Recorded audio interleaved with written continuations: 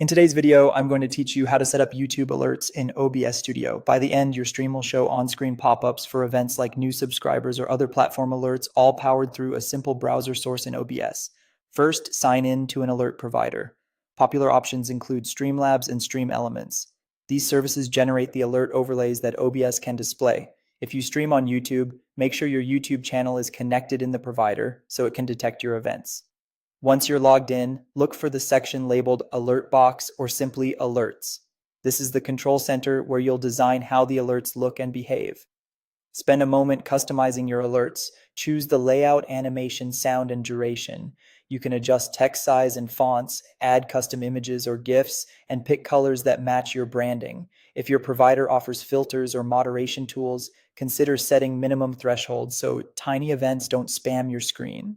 Depending on your platform, you'll see different event types. For YouTube, you'll typically focus on subscriptions and member events, while other platforms may include follows, bits, or raids. Tweak each one so your visuals and volumes are consistent. When you're happy with the design, find the unique widget URL or overlay URL in your alert provider's dashboard and click copy. This is the link OBS will load as a web page. Treat it like a key to your alerts and don't share it publicly. Now open OBS Studio and go to the sources dock in the scene where you want alerts to appear. Click the plus icon and choose Browser.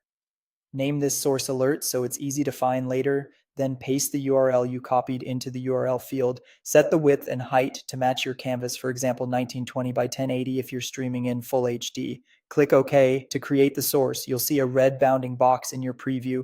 Resize and drag that box to place your alerts exactly where you want them.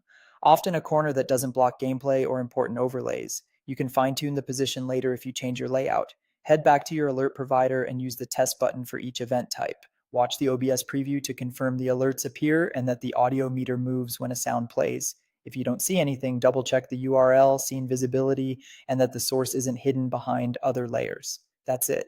With your alerts connected, you're ready to go live with polished, reactive on-screen notifications. Happy streaming.